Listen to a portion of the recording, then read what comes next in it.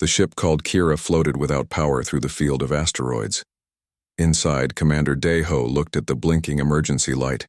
He knew that no one would find them this far from normal space routes. Their research mission had gone wrong when the ship hit an unknown gravity spot, sending them spinning into this empty area of space.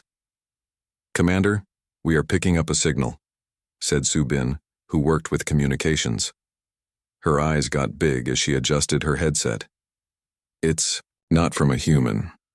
Daeho walked to her station and looked at the wave patterns on the screen. In 20 years of space travel, humans had never met intelligent alien life. Until now. "Can you find where it's coming from?" he asked, trying to keep his voice calm. Su-bin nodded, her fingers moving quickly across the control panel. "It's coming from the biggest asteroid in the group. And sir," she paused. "The signal pattern shows distress." They made the decision quickly. If someone or something needed help, the crew of the Kira would help, even though they were in trouble too. They sent out their only working shuttle, and Daeho picked a small team. Himself, Su-bin, and Jin-woo, their doctor. The surface of the asteroid was empty and full of craters, but the signal led them to a narrow crack. What they found inside was beyond what they expected. A crashed ship clearly not made by humans, with a smooth, silvery hull stuck in the rock. And beside it, a being. The creature looked somewhat human-shaped but had shiny scales covering its body and 4 arms, each ending with 6 fingers. One of its legs was trapped under a fallen piece of its ship, and a blue-green liquid, probably blood, was pooled under it. As the humans came closer, the alien's many-sided eyes focused on them, and it made clicking sounds that their translators couldn't understand. "Jin-woo," Daeho said softly. "Can you help it?" The doctor nodded with some doubt. "I'll try, but its body, I've never seen anything like it."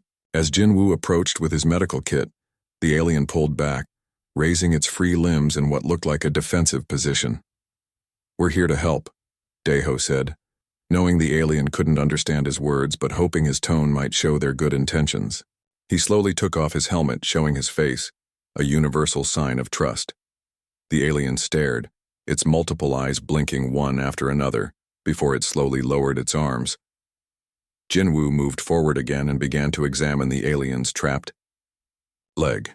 He took out tools from his medical kit and started scanning the injury. "The leg is badly hurt," Jin-woo said to Daeho. "But I think I can help with the pain at least." Daeho nodded and turned to Su-bin. "See if you can learn anything from the ship. Maybe there's a way to communicate with it." Su-bin approached the alien vessel carefully. The design was unlike anything humans had built. Smooth curves instead of hard angles, with no visible seams or joins. She found what looked like a control panel and began examining it. Meanwhile, Jin-woo had managed to give the alien something for pain. The creature's posture relaxed slightly, though its eyes remained fixed on the humans, watching their every move. "I need to move this piece of metal to free its leg," Jin-woo explained. "But it's too heavy for me alone." Daeho and Jin-woo worked together, straining against the weight of the fallen ship part. Slowly, they lifted it just enough for the alien to pull its injured leg free. The creature made a high-pitched sound that might have been relief or pain. "Commander," Su-bin called from the ship. "I think I found something." Daeho joined her at the alien console, which glowed with strange symbols. Su-bin had connected her tablet to it and was running translation programs. "These might be distress signals," she said, pointing to repeating patterns. "And look at this." She showed him a sequence that appeared several times in the data.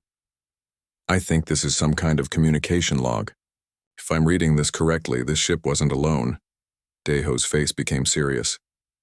"You mean there are others of its kind nearby?" "Were," Su-bin corrected. "From what I can tell, this ship was damaged and separated from a larger group. And then..." She paused, looking troubled. "What is it?" "They left, Commander. They knew this one was injured, and they just left it behind."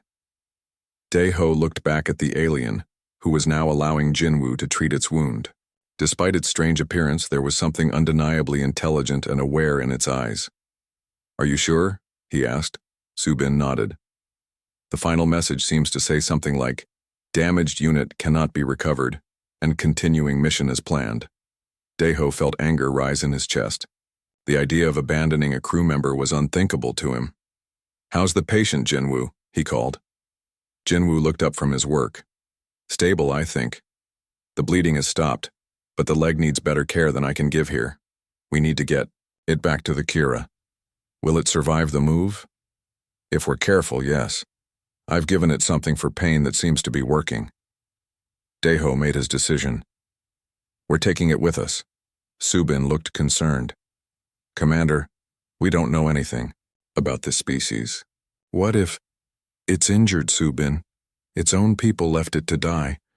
What would you have me do?" She fell silent, then nodded. "I understand." They fashioned a stretcher from emergency supplies in the shuttle. As they prepared to move the alien, it reached out with one of its forearms and grabbed Deho's wrist. The touch was gentle but firm. The alien made a series of clicks and whistles, then pointed to itself. "I think it's trying to communicate," Jinwoo said. Deho looked into the alien's multifaceted eyes. "We're going to help you," he said slowly, pointing to the alien and then to the shuttle. "We'll take you with us." The alien watched him for a long moment, then released his wrist and made a gesture that looked almost like a nod. Together, the three humans carefully lifted the stretcher and carried the alien to their shuttle. As they secured it for transport, their radio crackled with an urgent message from the Kira. Their main ship was losing power and life support was failing. "We need to hurry," Deho told the others. "Looks like we all might be running out of time." As the shuttle lifted off from the asteroid, the alien watched through a viewport as its own ship grew smaller and disappeared from view. Its abandoned home, now just another piece of debris in the endless void of space. Deho saw the alien watching and wondered what thoughts were passing behind those strange eyes. He didn't understand why its own kind had left it behind, but he knew one thing for certain: humans would never do the same. They were all strangers in this distant corner of space now, human and alien alike. Whatever happened next, they would face it together. The shuttle returned to the Kira with its unexpected passenger. Deho and Jinwoo carefully moved the alien from the shuttle to the ship's medical bay. The creature watched everything with its many-sided eyes, staying quiet except for occasional clicking sounds. "Life support is back online," Subin reported as she joined them in the medical bay. "But we still can't move the ship. We're stuck here." Deho nodded. "How long will our supplies last?" "Maybe 3 weeks if we're careful," she said. "After that..." She didn't need to finish the sentence. They all knew what would happen when the air and food ran out. Jinwoo was busy setting up medical equipment for the alien. "I need to scan its body to understand how it works inside," he told Deho. "But I don't know if our machines will work on it." The alien seemed to understand they were trying to help. It lay still on the medical bed, watching Jinwoo's movements. When Jinwoo showed it a small scanning device, the alien reached out with one of its forearms and touched it curiously. "I think it understands technology," Jinwoo said. "Maybe it can help us communicate." Subin had brought her tablet from the shuttle. "I saved some data from its ship. Maybe we can use it to build a translation program." For the next few hours, Subin worked on the translation while Jinwoo treated the alien's leg. Deho checked on the rest of the crew and the ship's systems. When he returned to the medical bay, Subin looked up with excitement. "I think I've got something," she said. "It's very basic, but it might work." She held up her tablet, which now showed simple symbols. "I'll type what we want to say, and it will convert it to sounds the alien might understand." Deho took the tablet and typed, "A simple message: we are humans. We want to help you." The tablet made a series of clicks and whistles. The alien's eyes widened and it made sounds in return. "I think it's working," Subin said. She typed another message. "What is your name?" The alien responded with a complex pattern of clicks. The tablet tried to convert it to human sounds. "Taeyang," Subin read from the screen. "That's what it calls itself. At least that's the closest our language can get to its name." Daeho looked at the alien with new understanding. "Hello, Tae-yang," he said aloud, though he knew the alien couldn't understand his speech yet. Over the next few days, the translation program improved. They learned more about Tae-yang and its species. The aliens called themselves the Nari. They were explorers from a distant star system. "Why did your people leave you behind?" Daeho asked through the translator. Tae-yang's answer was surprising. "Damaged units reduce group efficiency. Standard protocol is to abandon damaged units." The humans looked at each other in shock. "You mean they left you because you were injured?" Jinwoo asked. "Correct," Tae-yang responded. "My function was impaired. Resources to save me would waste group efficiency." "That's terrible," Subin said. Tae-yang seemed confused by their reaction. "It is logical. The group survives. One unit is not important." "Every life is important," Daeho said firmly. "We would never leave one of our own behind." The alien studied him for a long moment. "Humans are different," it finally said through the translator. Meanwhile, Jinwoo had made progress with treating Tae-yang's injuries. "Its body can heal itself much better than ours," he told Daeho privately. "The leg is already starting to repair damaged tissue. It's amazing." "Will it be able to walk again?" Daeho asked. "I think so, given enough time," Jinwoo said. "But we have another problem. Tae-yang needs more oxygen than we do, and its body temperature should be higher than ours. We need to adjust the medical bay for its needs." This created a new challenge. The ship's resources were already limited, and changing the medical bay would use more power and oxygen. Daeho called a meeting with the entire crew to explain the situation. Some crew members were worried. "We barely have enough supplies for ourselves," said Hyun-ki, the ship's engineer. "How can we take care of an alien too?" "Because it's the right thing to do," Daeho answered. "Tae-yang was abandoned by its own people. We won't do the same." After some discussion, the crew agreed. They would help Tae-yang, even with their limited resources. Hyun-ki suggested a solution for the medical bay. "We can create a small enclosed area just for the alien," he said. "That way we only need to adjust the air and temperature in that space, not the whole room."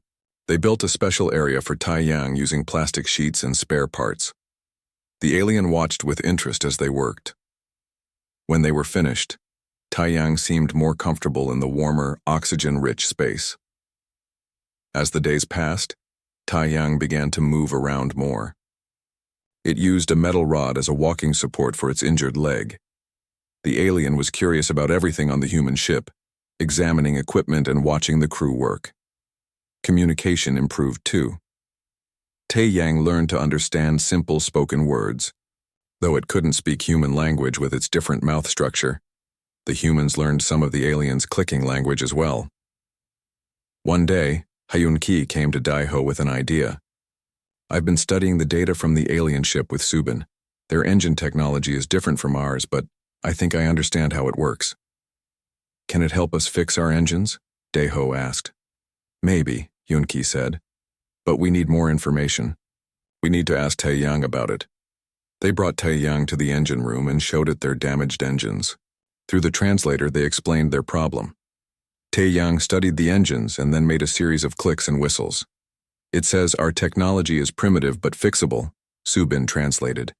"If we combine parts from its ship with ours, we might be able to create a working engine." "But its ship is back on the asteroid," Daeho said. "We'd need to go back there." "I will help," Tae-yang's message appeared on the translator. "You saved this unit. This unit will help humans." Daeho looked at the alien, seeing not a strange creature but a new friend. "We'll go together," he said. "Tomorrow we'll take the shuttle back to the asteroid and salvage what we can from your ship." That night, as most of the crew slept, Daeho found Tae-yang in its special area of the medical bay. The alien was looking at pictures of Earth on a tablet Subin had given it. "That's our home," Daeho explained through the translator. "It's called Earth." "Beautiful," Tae-yang replied. "Many colors. My world has less water, more land." "Would you like to see Earth someday?" Daeho asked. Tae-yang was quiet for a moment, This unit cannot return to Nari. They would not accept unit back after being with aliens. Daeho hadn't considered this. You could stay with us, he offered. On Earth, if we make it back. Humans would accept different being, Tae-yang asked. Not all humans are good, Daeho admitted. Some might fear you, but many would welcome you. I would welcome you. Tae-yang made a sound the translator couldn't interpret. But somehow Daeho felt it might be the alien version of gratitude. In the morning, they prepared for the mission to the asteroid. As the shuttle crew was getting ready, an alarm sounded throughout the ship. Commander! Hyun-Ki's voice came over the radio. The power core is failing. We're losing all systems. Their time had just run out. The alarm blared through the ship as Daeho ran to the engine room. Red emergency lights flashed in the corridors. When he arrived, Hyun-Ki was checking panels and pressing buttons quickly. What happened? Daeho asked. The main power core is overheating, Hyun-Ki explained. If it gets too hot, it will explode. Subin and Jinwoo joined them, followed by Tae-yang, who moved slowly with its walking support. Can we fix it? Daeho asked. Hyun-Ki shook his head. We need a new cooling system. Ours is completely broken. Tae-yang made clicking sounds. Subin, check the translator on her tablet. It says it might be able to help, she read. Its ship has cooling technology that could work with ours. But we can't get to its ship now, Jinwoo said. Not with the power core about to fail. Tae-yang clicked again. The translator displayed. This unit knows how cooling system works. Can help build new one with parts from your ship. Daeho looked at the alien, then at Hyun-Ki. Is that possible? Hyun-Ki thought for a moment. Maybe. If Tae-yang can explain what we need, we might be able to use parts from other systems. For the next few hours, they worked together. Tae-yang drew diagrams on Subin's tablet, showing how the cooling system should look. Hyun-Ki and his team took apart less important ship systems to get the parts they needed. Tae-yang was especially helpful. With 4 arms, it could hold and connect parts more easily than the humans. Even with its injured leg, it worked without rest. Why are you helping us so much? Daeho asked during a short break. Your people left you behind. You could let us fail too. Tae-yang was quiet for a moment before answering through the translator. Humans did not leave this unit behind. Humans help even when difficult. This unit learns from humans. As they worked, the ship grew hotter. The power core temperature kept rising. Everyone worked faster, knowing they had little time left. Finally, they finished the new cooling system. Hyun-Ki connected it to the power core. Everyone stand back, he warned. If this doesn't work, the core could still explode. They all moved away except for Tae-yang. The alien stayed near the controls. Tae-yang, you need to move back too, Daeho said, but Tae-yang clicked a response. This unit will operate controls. Safer for humans to be far away. Before Daeho could argue, Tae-yang started the new cooling system. For a few tense moments, nothing seemed to happen. Then slowly, the temperature readings began to drop. It's working, Hyun-Ki shouted. The crew cheered. Tae-yang made a series of rapid clicks that the translator couldn't keep up with, but it sounded happy. With the immediate danger past, they could finally rest. The ship was safe for now, but they still couldn't move. They needed to fix the engines, too. Tomorrow we'll go back to the asteroid as planned, Daeho told the crew. We'll get parts from Tae-yang's ship to fix our engines. That night, the crew celebrated their success. They shared their food with Tae-yang, who had learned to eat some human foods. The alien seemed to especially like sweet things like fruit. Your species is very different from mine, Tae-yang said through the translator. Nari do not celebrate. We only complete tasks. Don't you ever have fun? Subin asked. Tae-yang's head tilted in what they had learned was a sign of confusion. Fun is not efficient. But fun makes life worth living, Jinwoo said. What's the point of being efficient if you never enjoy anything? Tae-yang seemed to think about this. This unit has much to learn about humans. The next morning, Daeho, Hyun-Ki, and Tae-yang took the shuttle back to the asteroid. They landed near Tae-yang's crashed ship and went inside. What parts do we need? Daeho asked. Tae-yang moved through its ship, pointing at different systems. Hyun-ki followed, removing the parts they needed. Dae-ho helped carry everything back to the shuttle. While they worked, Tae-yang went to a small room at the back of its ship. It returned with a small device. "What's that?" Dae-ho asked. "Personal data unit," Tae-yang answered through the translator. "Contains this unit's memories and research." It was clear this was important to Tae-yang. The alien held the device carefully as they finished loading parts into the shuttle. As they prepared to leave, Tae-yang looked at its ship one last time. Dae-ho wondered what the alien was feeling. Was it sad to leave its ship behind? Or was it just being practical, like its people? "Seem to be? Ready to go?" Dae-ho asked. Tae-yang turned away from its ship and entered the shuttle. "Ready," it replied. When they returned to the Kira, Hyun-ki and Tae-yang began working on the engines right away. It was difficult work, combining two very different technologies, but after 3 days of constant effort, they made progress. "The engine is accepting the new parts," Hyun-ki told Dae-ho. "If this works, we'll have enough power to reach the nearest space station." "How long will that take?" Dae-ho asked. "About 2 months, Hyun-ki said. "We'll have to travel slowly to not overwork the new engine." During those 2 months, Tae-yang became a true part of the crew. Its leg healed enough that it no longer needed support to walk. It helped with ship repairs and taught the humans about its technology. In return, the humans taught Tae-yang about their culture, music, art, and games. Subin taught Tae-yang to play chess. The alien learned quickly and soon became very good at the game. Jin-woo showed Tae-yang human music. Though the alien couldn't sing with its different vocal system, it seemed to enjoy listening. Tae-yang also used its data device to show the humans information about the Nari. They saw images of its homeworld, a rocky planet with tall mountains and little water. They learned about Nari society, where everything was organized for maximum efficiency. There was no art, no music, no games. Each Nari had a specific job and did only that job. "Now I understand why they left you," Dae-ho said one day. "They don't value individual life like we do." "Correct," Tae-yang replied. "But this unit now questions this approach. Watching humans, this unit sees different way to exist." "You're changing," Jin-woo observed. "Yes," Tae-yang agreed. "This unit becomes less Nari, more individual." As they traveled through space, Dae-ho often found Tae-yang looking at the stars. One evening, he joined the alien at the window. "What are you thinking about?" he asked. "This unit wonders what will happen when we reach human space." Tae-yang answered. "Will other humans accept this unit?" "I can't promise they all will," Dae-ho said honestly. "But I'll make sure you're protected." Tae-yang turned its many-sided eyes to Dae-ho. "This unit trusts you. You did not leave this unit behind. This unit will not leave you behind either." Dae-ho smiled. He had come to see Tae-yang not as a strange alien, but as a friend. Then the ship's alarm sounded again. A new crisis had arrived. The alarm echoed through the ship. Red lights flashed in every room. Dae-ho and Tae-yang ran to the control room where Subin was checking screens with a worried face.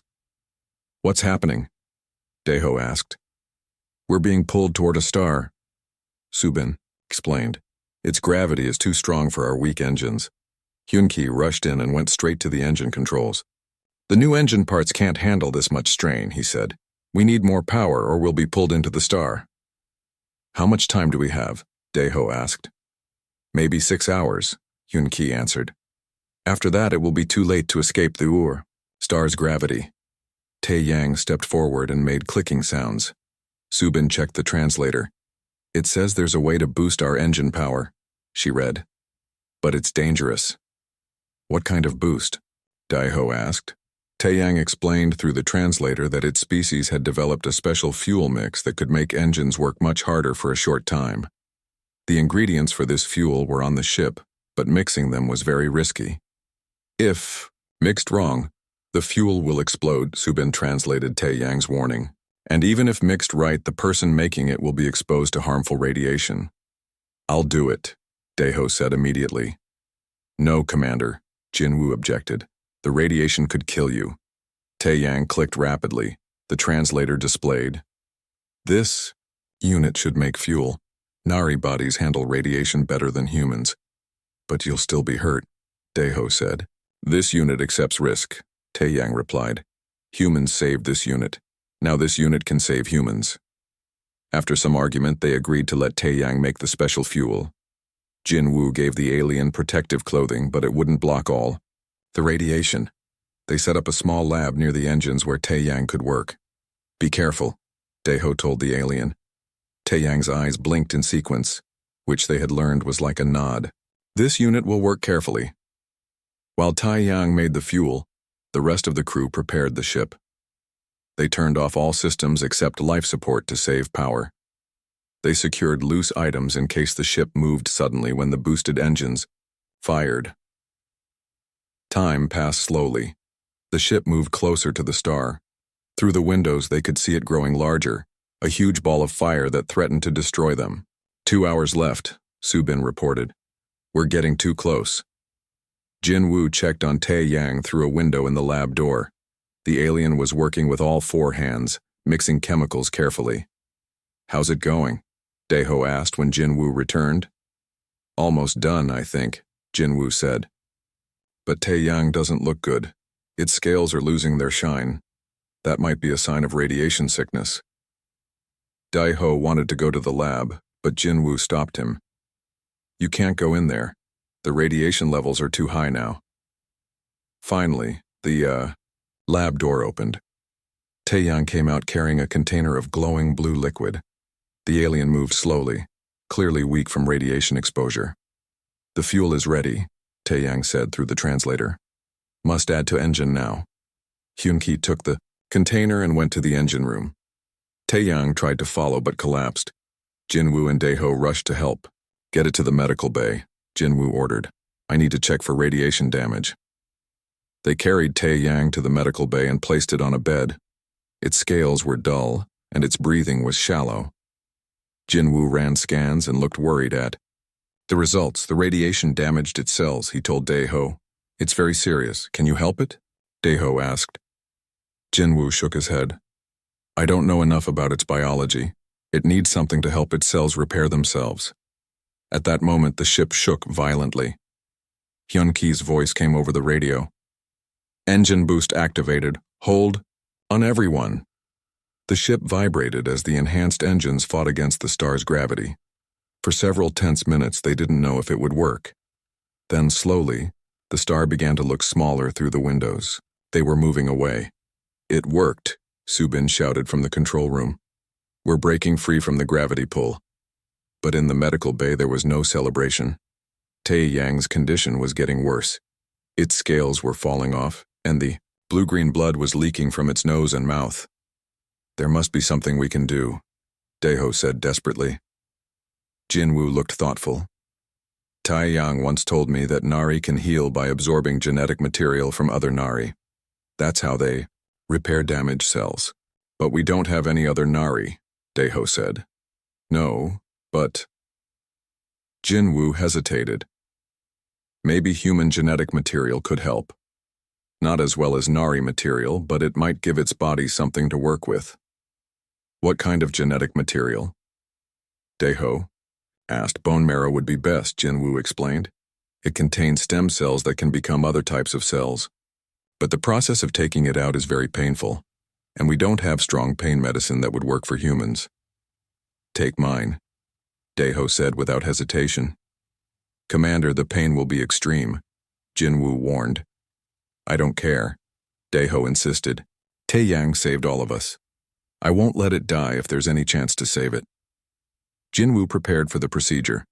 He would need to insert a large needle into Daeho's hip bone to extract the marrow. With their limited medicine, Daeho would feel everything. Ready? Jinwoo asked. Daeho lay on a bed next to Taeyang and gripped the sides tightly. Do it. The pain was worse than anything Daeho had ever felt. The needle pushed through skin, muscle, and into bone.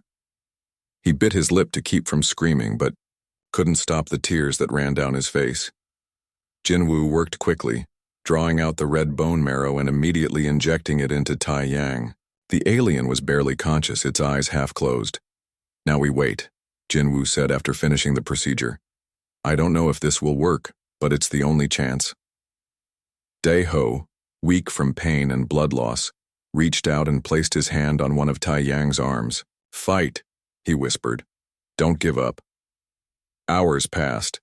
The ship continued moving away from the dangerous star. The crew took turns checking on Dae-ho and Tai Yang in the medical bay.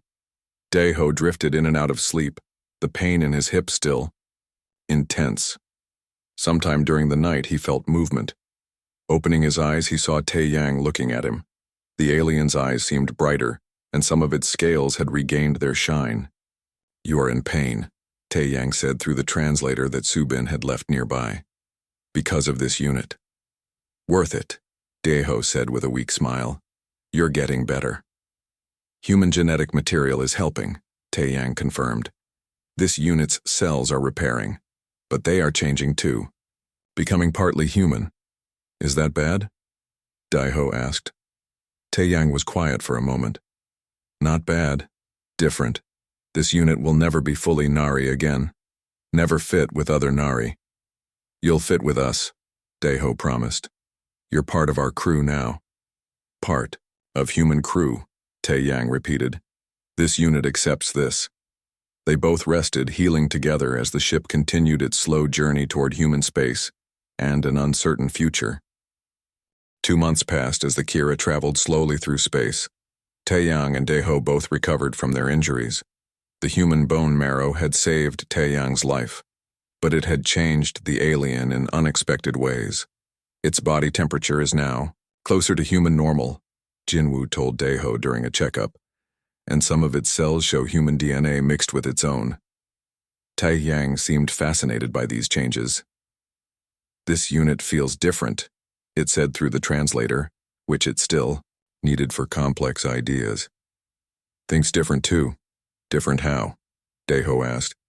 "More interest in things not related to tasks," Taeyang explained. "Music, colors, dreams." "Dreams?" Subin asked with surprise. "You dream now?" "Yes, never before. Nari do not dream. But now this unit sees images during sleep." Taeyang paused. "Often sees Earth, from pictures you showed." The crew had taught Taeyang much about Earth during their journey. The alien had learned about oceans, forests, cities, and animals. It asked endless questions about human culture and history. "We're getting close," Hyun-ki reported one morning. "Our long-range scanners have picked up a human space station. We should reach it in 3 days." This news brought both joy and worry. The crew was happy they would soon be safe, but they worried about what would happen to Taeyang. What will Earth leaders do when they meet an alien? Jinwoo wondered. "Scientists will want to study Taeyang," Subin said. "Military leaders might see it as a threat." "I won't let them treat Taeyang like a lab animal," Dae-ho said firmly. "I'll make sure it's treated with respect." As they approached the space station, they needed to make contact. Subin sent a message explaining their situation, including the fact that they had an alien with them. The response came quickly. "Maintain. Distance from station. Prepare for inspection team arrival." Soon a small ship from the station docked with the Kira. 5 people in uniform came aboard. They looked nervous and kept their hands near their weapons. "Commander Kim?" one of them asked, looking at Dae-ho. "Yes," Dae-ho answered. "Welcome aboard the Kira." "I'm Captain Lee of Space Station 7, the leader said. "We were told you have an alien with you, is this true?" "Yes. Taeyang is a member of my crew now. We rescued it from a crashed ship." Captain Lee looked uncomfortable. "Our orders are to secure the alien and take it to a special facility on Earth." "Secure?" Dae-ho asked with a hard edge to his voice. "Taeyang is not a prisoner. It saved our lives." "I'm sorry, Commander, these orders come from the highest level." Before Dae-ho could argue more, Taeyang entered the room. The inspection team members stepped back in alarm, reaching for their weapons. Taeyang stopped and raised all 4 hands slowly, showing it meant no harm. The inspection team stared at the alien with wide eyes. "This is Taeyang," Dae-ho said. "It's friendly." It doesn't look friendly, Captain Lee said, still tense. Perhaps this unit can speak for itself, Tae-yang said, surprising everyone by speaking in a rough but understandable human voice. It had been practicing speech secretly. The inspection team looked shocked. It speaks our language? I learn, Tae-yang said slowly. Still learning, want to know humans better. This changed everything. Captain Lee reported back to his superiors, explaining that the alien could communicate directly. New orders came. Bring both the Kira crew and Tae-yang to Earth for a proper meeting with world leaders. 3 weeks later, they arrived on Earth. The landing was smooth, and when the ship doors opened, Tae-yang saw blue sky for the first time. The alien stood in the doorway, all 4 hands touching the frame as it looked out at the new world. So much blue, it said. So much life. A group of important people waited for them. There were government officials, scientists, and military leaders. They had set up a special meeting place away from cities, where they could talk privately. The meeting lasted for hours. Tae-yang told them about the Nari and their culture. It explained how it had been abandoned and how the humans had saved it. Nari value efficiency over individual life, Tae-yang said. Humans different. Commander Daiho gave his blood to save this unit. Felt pain but still helped. And what do you want now? One of the world leaders asked. To learn, Tae-yang answered. To teach. Nari have technology humans can use. Humans have ideas Nari need to learn. Are more of your kind coming here? A military leader asked with concern. No. Nari avoid contact with other species. Think other species not important. Tae-yang tilted, its head. They are wrong. After much discussion, the Earth leaders made a decision. Tae-yang would be allowed to stay on Earth as a visitor. It would work with scientists to share technology, but would not be treated as a research subject. Daiho would be its guide and protector. In the months that followed, Tae-yang learned more about Earth and its people.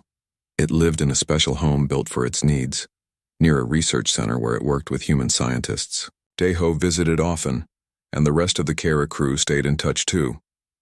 One evening, a year after their arrival on Earth, Daiho found Tae-yang sitting outside its home, watching the sunset. Beautiful colors, Tae-yang said.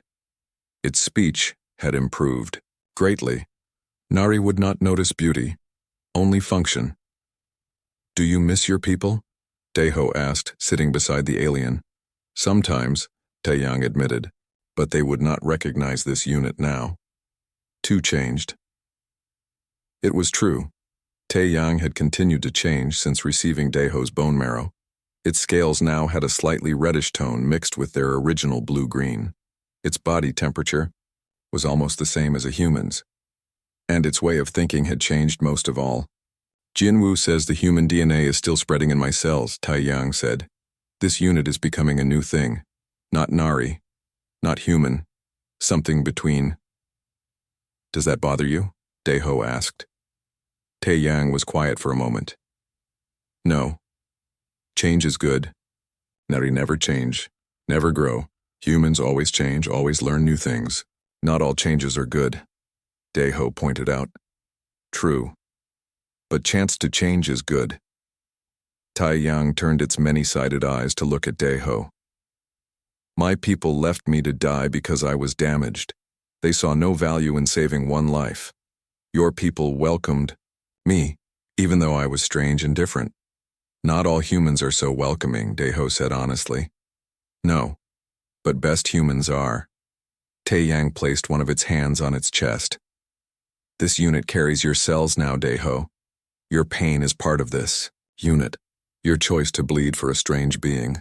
This unit will never forget. Daiho smiled. That's what makes us human, Tae-yang. Not our DNA or our appearance. It's our choices that define us. Then perhaps this unit is becoming human in the ways that matter, Tae-yang said. They sat together and watched as the last light of the sun faded and the stars began to appear. Somewhere up there were the Nari, still exploring space but never stopping to help others or appreciate beauty. And here on Earth was Tai Yang, abandoned by its own, kind but found by humans who saw value in every life. Thank you for staying, Tai Yang said quietly, for bleeding and still smiling. Thank you for staying too, Daeho replied. We're both far from where we started, but exactly where we should be. Above them, the stars shone like possibilities. In the darkness, a universe full of worlds to explore and bridges to build between different kinds of minds. The end.